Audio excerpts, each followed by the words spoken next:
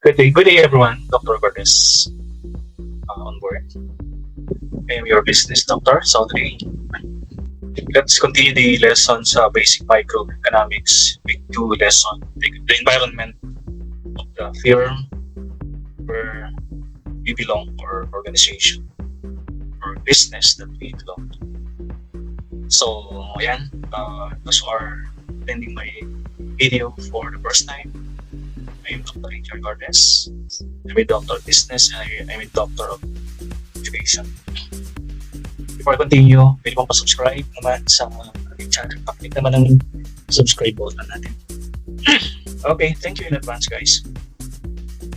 So yung ating lesson today is about the environment ng ating parang siyang bilog tapos palibot. May immediate environment tayo tapos merong mas sa labas pa. If you can recall yung bullseye ng target, no? Diba pinaka that sa loob, that is the firm, that is the company, and outside may outside circle siya, that is the micro environment, then meron pa yung pinakalabas na talaga, that is the macro environment. So yan, so ito yung mga market natin or environment, the actors and forces that influence the company's ability to transact business effectively with its target market. Market natin, pwede siyang macro, pwede siyang micro environment. Pag sinabi natin micro, yung malapit sa loob ng iyong company. Those are the forces very close to the company that affect the ability of your company to serve the customers. Example, mga business environment, yung suppliers mo, yung iyong mga banking institutions. Yan. Pero nasa labas na sila ng company. External na sila eh. Pero may mga environment na super lapit. Ito yung micro. Na it can affect your transactions. Example, the suppliers can affect your transactions. Pag wala silang binigay sa mga raw materials, wala kang bibenta sa mga customers mo. So micro, yung mga suppliers natin. For example, yung mga banking institutions, lending companies. Example, you need additional fund para sa iyong company. So, saan ka lalapit? The bank will not lend you, will not loan you a certain amount. So, wala kang limited lang yung mga resources. So, ibig sabihin nun, they can affect your ability to transact.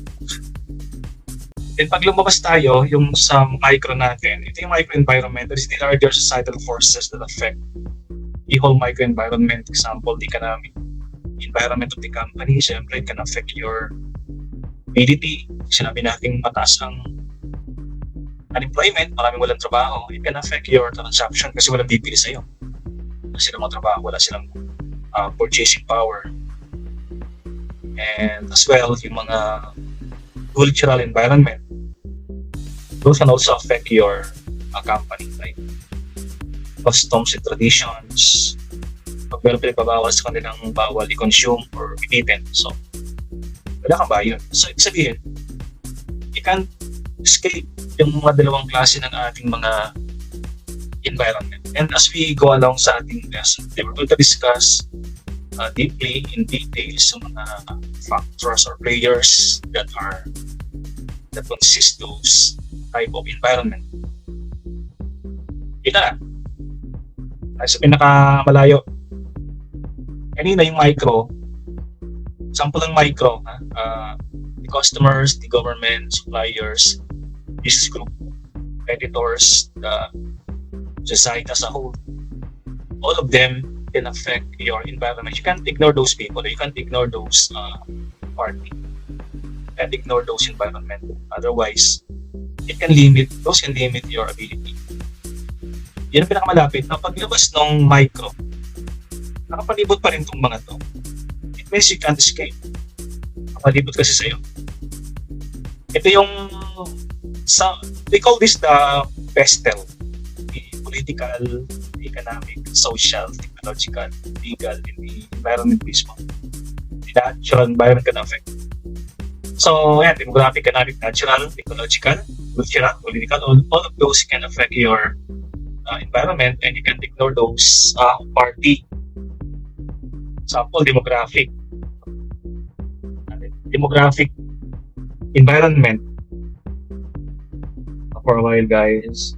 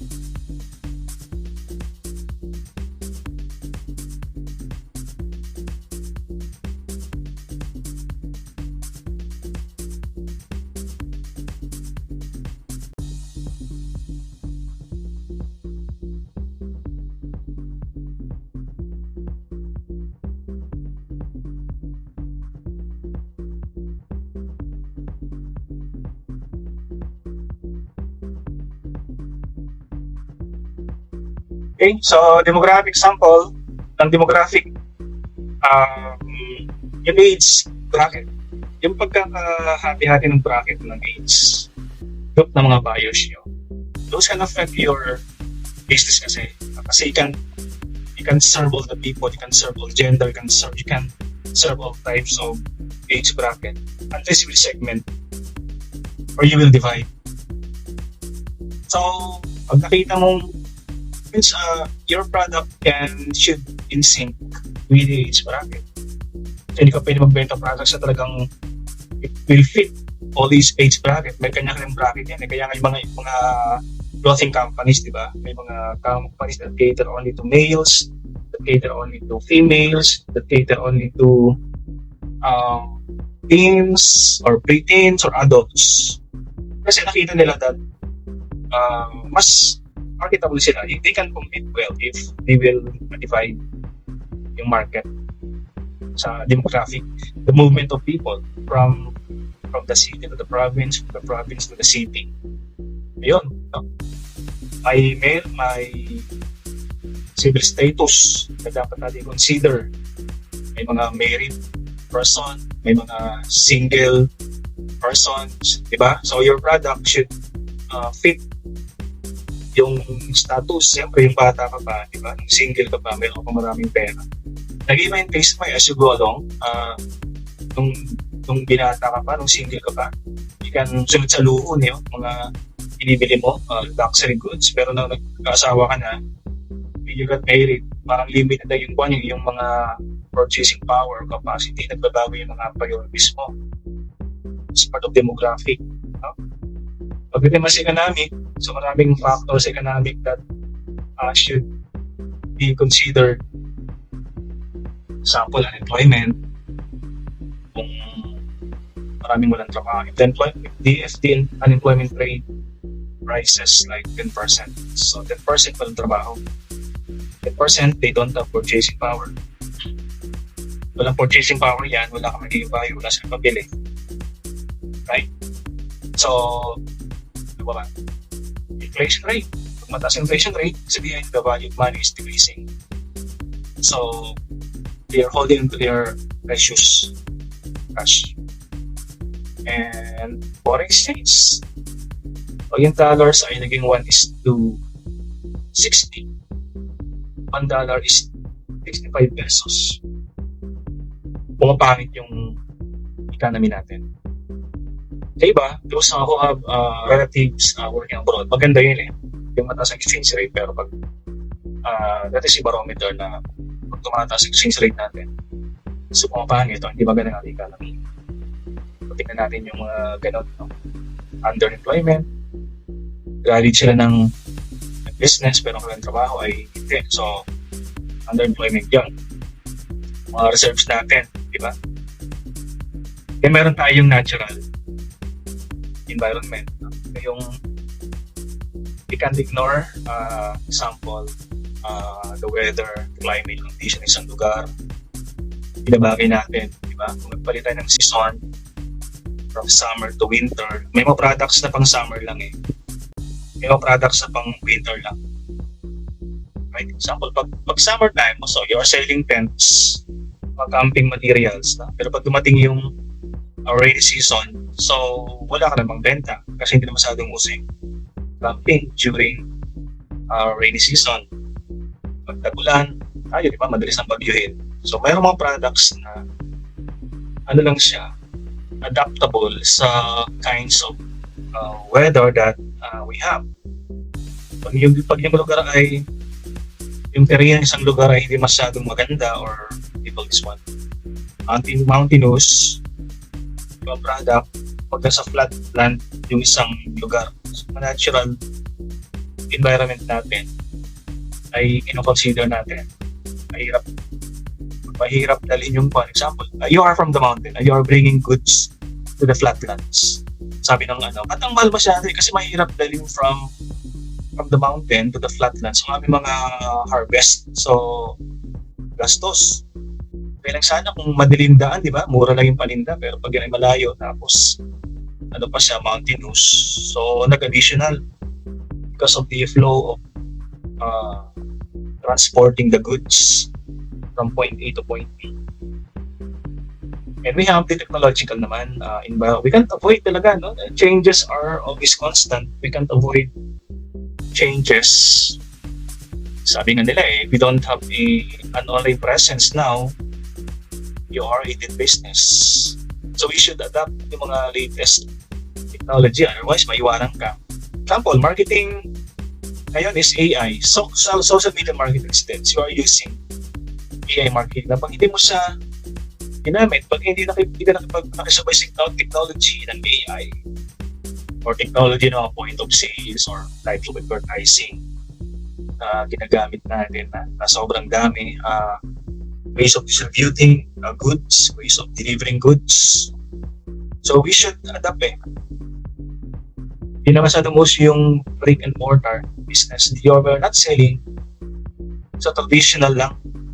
Dapat omni-channel ginagamit natin. Lahat ng platform dapat natin gamitin, online, brick and mortar, in-store advertising. Kaya tayong cultural, the customs and traditions. Example, pag ikaw ay nagkipag-transact sa isang Indian business, and they value secret sa kanila yun. So parang it is a no-no for them to sell a product beef sa kanila, na beef or meat of cows, kasi secret sa kanila yun So magpapalit kami ng product, gawin mo siyang instead of beef, gawin mo siyang pork na yun, baboy. Kaya lang pag Muslim countries naman ang mga customers mo, so affected naman yung negosyo. The lifestyle can affect your business, no? The way, isang family example, pag lifestyle ko ay I love the outdoor, so bibili ako ng product mo. Pero if I love the indoors, hindi ako bibili. The size of the family, no? Can also affect your business. May mga family maraming members, like 8 members in a family. So pag bumili, maramihan. Pero pag ang member na sa family ay, example, just the parents and a child, so tatlo lang yun. So, ang benta mo sa kanila, maliliit lang na sizes. Hindi mo sila pwedeng benta ng family size kasi sobra-sobra. Lastly, the political environment can affect your business. The law, the legal environment ng isang business, no? Sinong presidente, nagpapalit yung mga ordinances, nagpapalit yung mga law, whether it is local government o national government. Okay? Mga batas na tinataasan yung taxes. Pag nataas yung taxes, affected ka. And you should also follow the rules and regulations ng mga isang country. So those are the macro. You can see kung sino pwedeng takasan Political, the government, sa mga patas na pang business, no? You can acquire tax, so you have a case of tax evasion. From macro, Let's go to micro. Itong micro, ito yung medyo malapit sa loob ng iyong company. Pero outside din sila.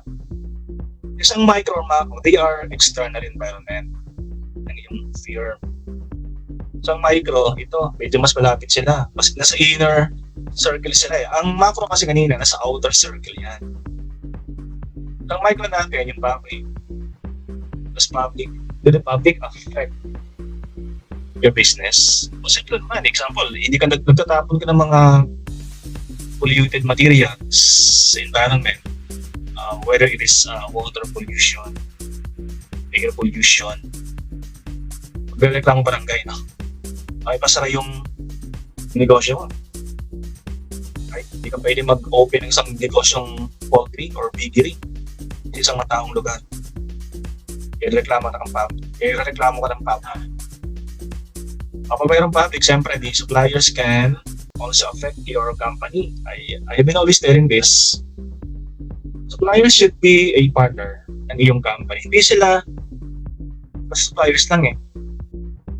Dapat kasama sila ng iyong negosyo. Kasi pag may suppliers kang mga they are giving you materials na inferior, unhygienic, wala sa standard, walang quality, at ginamit mo sa iyong mga material o sa iyong mga products, and you sell those products sa mga customers, nagreklamo yung customers, pero pwedeng sabihin, ay, effective siguro yung product ng suppliers, di ba? Di ba pwedeng sabihin yun kasi sa'yo sila bumili eh. You can't make that scapegoat na kasalanan ng suppliers kasi that's a responsibility. Look at your suppliers in checking, monitoring yung kanilang quality. So, pasyal mo rin sila, no? Dapat sila rin ay, pag ikaw ay ISO certified for quality ka, dapat mo suppliers na quality din. And siyempre, the customers are the lifeblood of your company. Walang customers important. Lahat naman ng product natin ay palagi para sa customers, no? That is marketing. Outbound ating ginagawang product. So we start with marketing research. Anong kailangan ng customers natin? Otherwise, di sila bibili. Okay? Alam natin, pag yung customers natin, wala silang purchasing power. Kasi mahina ang ating economy, wala silang pagbili. So wala kang buyer. Okay, isang intermediaries din ay part ng business. As part of supply chain management. Intermediaries itong mga from your company deliver sa mga customers ng mga products. So intermediaries are the retailers, example, grocery stores, distributors, retailers, wholesalers. The go between you and customers. Important sila. Kasi pag time nilang delivery mo, ang problema ay mga intermediaries mong taga-deliver na courier, retailers ay mabagal sa affected. Example, yung tindahan mo, nagbibenta ng mga expired na mga products. Tapos nakita ng customers na food poison yung customer. Yung brand yung ay natin bilhin next time yung brand X kasi nagsuka. Right? Yung product man talaga quality, kaya lang yung tindahan o yung grocery, overstock sila, then na expired yung products, food poisoning. Nangyayari. Or mabagal or pwedeng madamis yung goods in transit eh. Kung nagde-deliver, mga intermediaries nagde-deliver. Madamis yung products in transit. Ito kasalanan. Yung brand kasama. Ang mga apektuhan. So, ang competitors ba important? Yes. Importante sila, kagalaban mo sila eh. Kasi they are the yardstick. Sa kanila tayo nagbe-benchmarking eh. Sa kanila natin kino-compare yung ating performance. Kasi pag wala kang kalaban, hindi mo malalaman yung galing mo eh. Kala mo you're complacent enough na pinakamagaling ka kasi wala kang kalaban. Pero once nagkaroon kang kalaban, you do benchmarking. Compare mo sarili mo sa kanila and you realize, you discovered na mas magaling pala sila sa ating. So what is the tendency? So dapat mag-improve ka. Then, you will notice that later on, you will discover na gumagaling ka rin pala pag meron kang kalaban. Natutunan sa kanila, no? We can copy them can imitate by doing mystery shopping sa kanilang mga stores, gayahin natin para di ka maiwanan. So, pag di mo ginaya, lilipat mo yung mga taong naibala ng konti yung kalaban mo, nagkaroon lang konti innovation yung kalaban mo, lilipat. So, ginagaya natin. Okay, so ang company natin, ano rin siya, important yung ating company, yung internal environment sa loob ng company natin. Managers, empleyado natin. Sample lang, no? Kung empleyado natin ay hindi satisfied sa company, you can force them to render superior service. Lipat na yan, no? Pag gano'n. So, pag isang company kasi is growing, naging profitable ang company, make it sure na yung mga empleyado mo are also growing. So, we should also maximize the wealth ng ating mga employees. Micro are important. Have you seen? Have you discovered na importante pala yung micro? Hindi lang yung macro. Okay, moving on. Market includes both buyers and sellers in a free competition. Magandang market yung free competition or your market competition wherein all the people are capable of doing business. Kung sino may capital, pwedeng sumali sa market. Market, by the way, we're not talking about the market na yung pinupuntahan natin sa palengke. Ito yung market na it can be online market, it can be physical market wherein goods and services are being sold, being purchased, competitors dyan. Yan. Kasi may mga market na capital market na binibenta pera. So, the goods and services are exchanged. Market consists of buyers and sellers with facilities to communicate, buy, sell, and exchange. So, dito sa palengke. Kasi may mga market ng pera, market ng services, may mga online markets na pwede natin na we can transact in, we can purchase. So, kapag sinabi natin bangko, so that is the capital market. Why? We purchase funds from the bank, we avail funds from the bank, we sell financial assets, we invest, yung bank. So, mga capital market. Kapit sa mga yan. Market pwedeng local pwedeng local market. Mga local, bilihan natin mga common goods na pupuntahan natin, whether that is European every Sunday, punta ka dyan, buy vegetables, fruits, fish.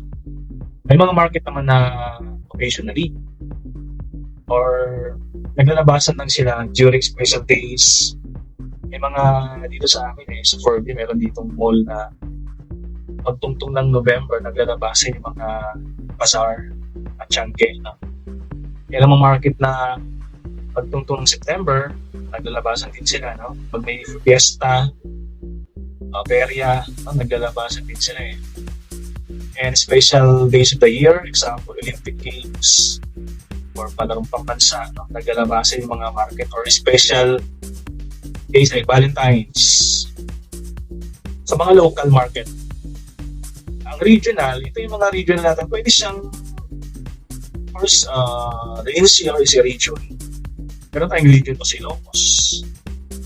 May region 4 sa Palawan, Marinduque. Doon, siyempre mas malaki ito. Isa sa market natin. Sa ibang countries, regional markets are, yung mga markets sa isang state, example sa US, they are composed of several states. So, regional. Pwede namang regional sa atin, yung ASEAN, example sa Asia. Meron tayo isang region sa Asia na ASEAN, composed of Thailand, Malaysia, Brunei, Indonesia, Singapore, Philippines, Vietnam. Yan ang mga regional natin Sabihin, Southeast Asian region lang. So we are free to sell to buy sa ASEAN. Sa Europe naman, mayroon isang regional doon, naman yung European Economic Council composed of several countries. At sa Middle East, meron din. Sa regional. Hindi pa sa buong mundo. Pag sinabi international, siyempre, ito yung mga saan sa Pilipinas, no? Ang national, ito yung kung Pilipinas na eh. Pag regional kasi, Metro Manila na. Right? May mga products na binibenta nationally. Kasi pag sinabi natin karinderya, local lang yan. No? May mga product na binibenta nationally. Okay?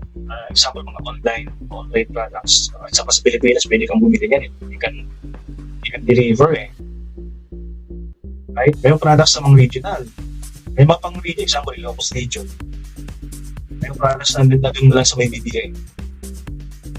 Pero hindi siya online. Pag sinabing national kasi, the entire country, it is the demand of the entire country. Kaya siya na example, resort o resort business. Isa ka sa Pilipinas, pag sinabi natin resort market, yung resort na nasa Palawan, so kahit nasa taga Luzon ka, taga Mindanao ka, you will go to Palawan. Kasi national market ng example, resort. Talagang basketball, PBA. So, national yan eh. Eh, taga Mindanao ka, pupunta ka ng Araneta Coliseum to watch live PBA. Yung mga casino, ayan, casino. May estudyante ako a student from Cagayan, punta ng Manila to watch a play sa Casino Philippines. Kasi Soleil, wala. He's going to watch a play sa Soleil, but this is from Mindanao. National market sa kanila. Ang international, as we go outside the country, all the commodities are sold in all the nations of the world. The market operation is extended over the entire globe. Samples, gold. Saudi Arabia, namurang gold sa Saudi Arabia. Diamond, punta ka ng Africa. Nandun bintahan ng mga diamond. Punta ka ng coffee, bili ka ng coffee, so punta ka ng Brazil. Yeah. Want to buy machinery? Pwede naman sa US, no? So you want to go to mga resort like Disney World. So you go outside the country. May mga palabas na simang lugar mo nang mapapanood eh. So, international market. Concert sa Singapore, no? Concert ni nitong concert ko na to. Nag-show that last time sa Singapore. Sikat na sikat yung babae. Pangalan niya. So, they go to Singapore to watch yung kanyang show.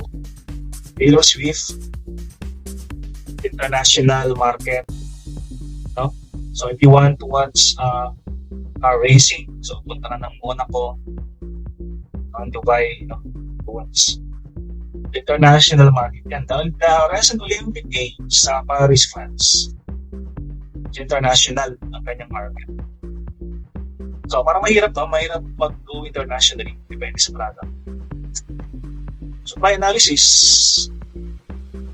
Supply is always expressed in commodity that the producer is willing to sell in the market. Supply is a flow because at a given price, it is measured over a period of time. Ilang supply ang kaya mo? So, you said, we can go for 100 tons. Okay? Kailangan ka magsusupply. Unlimited lang to eh. So, for 1 month ako magsusupply. Kasi limited sa economics, limited ang mga resources. Kaya meron tayong supply, law of supply and demand. Diba? Yung presyo, sometimes it depends on the supply. Pag yung supply limited, diba? So you can increase the price. Pag supply masyadong marami, so you lower your price. Yeah. Law of supply. Fundamental principle of law of supply is that supply is many commodities directly proportional to the price of that commodity. As the price of goods increases, pag tumataas yung presyo ng mga goods, suppliers will attempt to maximize profits by increasing the quantity of the product. So, ang law of supply, ganito. Pag ikaw yung seller, if you are the business owner, nakita mo yung yung presyo ng goods ay mataas. So, anong tendency mo sa'yo? Parang gusto mag-produce. Uy, manufacture tayo ng ganitong product. Mag-import ng product. Bakit? Kasi napaka-in-demand sa market. Product na to. Maraming bumibili. So, ang tendency sa'yo, increase the quantity of the product. So, yung price natin dito, ganito, ayan, if the price is increasing, diba, it is curving upward to the right. If the price is increasing, yung quantity natin ay dumadami na yun. Kasi hindi ka magpuproduce ng marami, hindi ka magbebenta ng marami quantity pag nakita mong mababa ang bentahan. So we maximize profits by increasing the quantity. That is the law of supply. Okay? Ano naman yung mga factors that are affecting the supply? Kailan nawawalan? Kailan magkakaroon ng supply? Kailan tumataas? Kailan dumadami yung supply? Kapag nakita natin yung price of the commodity is increasing. Pag mabenta, ang tendency sa atin, yung supply, dinadamihan natin. Right? So that's one factor. Kapag yung price ng related goods, example, nagbebenta ka ng mineral water. Then may mga goods na alternative ng mineral water. Example, energy drinks. Pag nakita mo yung price ng energy drinks, ito ay bumababa. Yung supply mo parang kinukuntian mo lang kasi hindi mo dinadamihan kasi may alternative. Yung mga tao dati bumibili ng mineral water, then sabi may energy drinks na alternative na super baba. Maglilipatan sila dun sa energy drinks. Kasi yung water mo, hindi mo saling dadamihan yung quantity kasi baka walang bumili na, sayang na. Right? The cost of the firm is also affecting the supply. Kung gusto mong ma-capture yung bigger share of the market, gusto mo 30% of the market sa ibibili, yung supply mo, dadamihan mo para marami kang mabigyan. Pag-distribute sa buong Metro Manila, you want to capture the whole Metro Manila. So, pagpuproduce ng napakarami para ma-accommodate yung buong Metro Manila. That is your goal of increasing market share. The input price then is also a factor. Pag isang factor, ito yung factors of production like in plant, labor, capital, entrepreneur. Kapag nagtanga sa dami yung price ng mga yan, the input price ay tumaas yung raw materials. Sabi mo, bakit po kulang na pong supply nyo? Bakit hindi lang kayo mag-supply ngayon? Ano sagot mo? Kasi tumaas yung materials. So parang hindi namin kaya mag-produce ng marami kasi napakamahal. So ang supply mo, maliit na lang. The state of technology, example, may mga machine na ginagamit tayo ngayon, nagpapabilis ng pag-produce ng mga product. Dati ginagamit mano-mano. By hand, sumabagal. Isang araw, nagagawa mo 10 piraso lang. But when you purchase a machine, that technology will increase your production. From 10, you can put like 50 units na napoproduce isang araw. Kasi ginagamit technology. Sa mga service, pwede rin yun mga service. You can write something using online sources. Siyempre, pag number of producers ay masyadong marami na, parang kukuntahin mo na lang yung mga produce mo. Yung una kasi, mag-isa ka lang nagpo-produce o sa isang area. Dinadamihan mo kasi, marami kang buyer. Pero pag mayroon ka na makalaban, example, may naglabas ang kalaban, di ba? So, meron ka ng kalaban dito, iba sa kanilang bibili. So, yung product, kukuntahin mo nila. Future expectations regarding change in price. Ito. May current price ka, then you are anticipating that in the future, yung price ng mga materials ng the same product ay tataas sa future. So, anong gagawin mo ngayon? Sa 5 years from now, magiging mahal na itong product na to. So, ngayon, mag-produce ka ng marami para sa future. Pag nakita mo namang mababa ang presyo ng product, hindi masyadong mag-produce ng marami. Right? Plus taxes and subsidies. That is subsidies, sorry guys. No?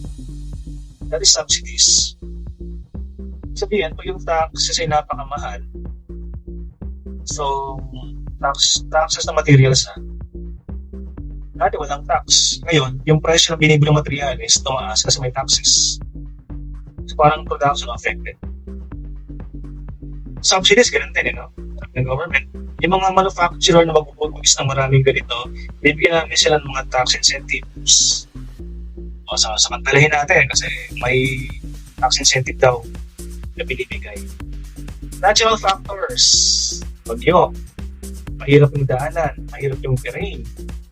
Okay, mahirap pa kumuha ng mga materials from natural sources. Wala mong pagkunan. So wala kang gagawin yung mga raw materials para sa mga products. Walang transportation, bagal, walang madadaanan, walang magagamit na sasakyan, mahirap transport. So affected. So those are the factors that will affect whether you are going to increase or decrease yung supply ng iyong mga products. Okay, let's go to demand analysis. Ito naman yung bago magbenta ng mga product mo, inaalam mo, meron pa bibili. Kasi kung wala masyadong bibili, hindi ko nagpo-produce yung product. So, you start from the customers bago mag-produce ang isang product. Demand refers to the desire, backed by the necessary ability to pay. Kung may gusto, wants lang yun. Yung wants kasi dapat, gusto nila, tapos may silang pambayad. That is the demand. Kasi hindi natin pwedeng tawagin demand kung gusto lang nila, pero wala silang pambayad. That is demand. So the demand for a goods at a given price is the quantity of it that can be bought. May perang pambili syempre. Per unit of time at a given price. Buong 2024, ilan ang demand sa ganitong klase ng product? So we measure that sometimes in tons, sometimes in peso. The demand for this product is 1 billion pesos for 2024. Yung presyo, tapos at a given time. Demand per ton. Okay? So, let's move on to 3 aspects.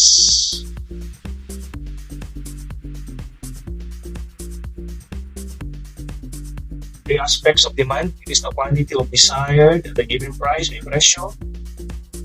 The demand at a price during a given time, 2024, or pwedeng quantity demanded per tons, per kilo, per pound, or siyempre may mga per kilo, pwede namang per meter ating measurement. Important determinants. Kailan natin masasabi na tumataas or bababa ang demand para sa isang product? Siyempre yung price of goods, pag bumababa yan, daming bibili. But if we saw that the price of goods is increasing, so limited yung bibili niyan. Especially if that is not a commodity, pag hindi masyadong kailangan, pag tumaas ang presyo, limited ang buyer natin. Pero pag yung goods ay talagang necessity like rice, sugar, taasan man yan, yung demands ay halos ganun pa rin Kasi di naman pwedeng hindi kumain ng kanin, di ba? Yung sugar siguro pwede pang bawasan. Pero yung rice kasi araw-araw natin kinakain, ginagamit. So, now, pag yung income ng buyer ay dumadami, tumataas din yung kanyang demand kasi nagkakaroon sa purchasing power. Pero may mga time na yung demand sa isang goods, pag tumaas ang aking sweldo, yung demand ko sa isang goods, bumababa rin Right? Example, bibili ako dati ng hopya na yung ordinary hopya, yun lang kaya na aking sweldo. Kung tumaas ang sweldo ko, hindi ko na binibili ng ganung klaseng hopya. Siyempre, nag-level up. Bumili na mas masarap na hopya. Price of related goods, ganun din, Pag ako yung bibili, pag ako yung demand ko sa isang product ay mababa. Pag may nakita akong alternative na pwede siyang bilhin, patulad dati ng pager dati, ginagamit natin pager. Dati walang cellphones Then nagkaroon ng cellphones, mura. Iniwanan ko pager, wala nang bumibili ng pager, cellphones na. So may companies na wala na silang product na gano'n. Like Traffic Bell, Easy Call, wala nang gano'n eh. Kasi wala na mga pager na ginagamit ngayon. Yung isang bayad mo, nagbabago din. Nung bata, damit lang. Nung teenager ka, may ibang face mo sa clothing. Nung nagkatrabaho ka, mga sinusunod mong damit, yung mga pang office na. Naging adult ka, adult na rin ka, damit no? So ngayon, pag pinalik mo ng picture mo ng teenager ka, compare mo sa ngayon, mapapadoyan ka na eh. Sabi mo, gano'n palang face ko natin si damit, ang palit pala dati. Ito nagbabago. Ang demand sa isang damit. Magbagong age level na isang bayan. The season, prevailing at the time of purchase. Yan. Pag bibili ka ng mga outdoor products pag summertime. Pero pagdating ng winter, rainy season, ang binibili mga gamit, example, dati, pag summer, pang camping, scuba diving gear, ang binibili mo, no? Outdoor, no? Naging tagulan, iba ng product binibili mo, mga card games, books, kasi hindi ka pinili mo kasi. And the fashion changes in one country. Diba, Korean, K-pop, no?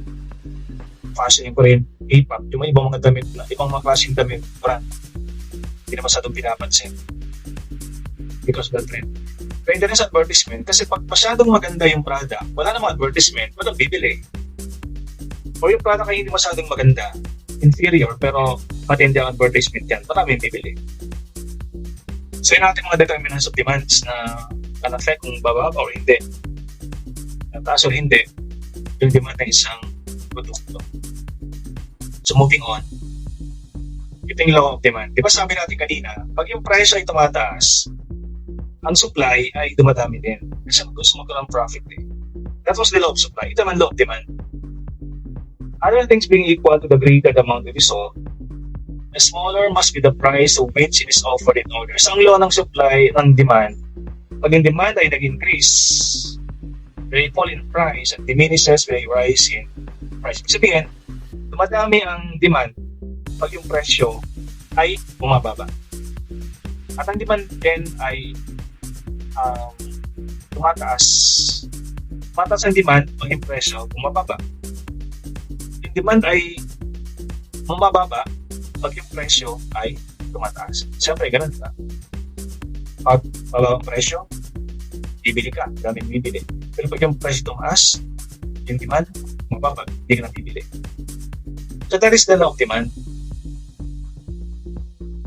Okay, so let's go. So, exception to the law of demand. Sabi natin kanina, ang law of demand, pag yung presyo ay bumababa, yung demand natin ay tumataas. Pero pag yung presyo ay tumataas, yung price ng demand natin bumababa. Now, mayroong exception sa mga ganung goods, no? Kasi may mga goods na bumababa or tumataas ang demand kahit yung presyo ay tataas din. Sumasabay, no? Sumasabay. Example na ito. Yung mga goods na pang-famous goods like fashion designer goods, diamonds. Pag tumataas mga yan, tumataas din yung demand eh. Di ba sabi natin kanina? Pag yung presyo ay tumataas, ang demand pababa. Ito baliktad, no? Pag yung presyo ay tumataas, yung demand pataas din. Example ng mga yung mga steam goods. Pag tumataas yan, ang presyo ng diamond, bumibili pa rin sila. Kasi investment eh.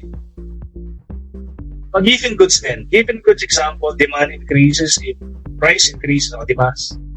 Baliktad nga, no? Ito, pag tumataas ang presyo, mas lalong dumadami bumibili. Pag given goods ang ating pinag-usapan. May mga goods na ganun eh. Sama yung diamonds kanina. So, mga inferior goods, demand decreases when consumer income rises. Example, regular clothing and designer clothing. Ayan. So, may mga time na hindi totoo yung law of demand. Example itong yung last natin. Pag hindi mo alam na tumaas ang presyo, yung demand mo, hindi rin magbabago eh. Kasi di ba pag nalaman nung tumataas ang presyo, yung demand bumababa. Ito baliktad. Hindi mo alam na tumataas ang presyo. Yung demand mo, hindi bumababa. Hindi mo alam eh. Kasi ito yung mga time na exception sa law of demand natin. Then let's move on. I think this is the last one. That was the last slide. So I want to credit Google for the photos that I used in the presentation. So I hope guys that you have learned something dito sa ating discussion ngayong araw na to.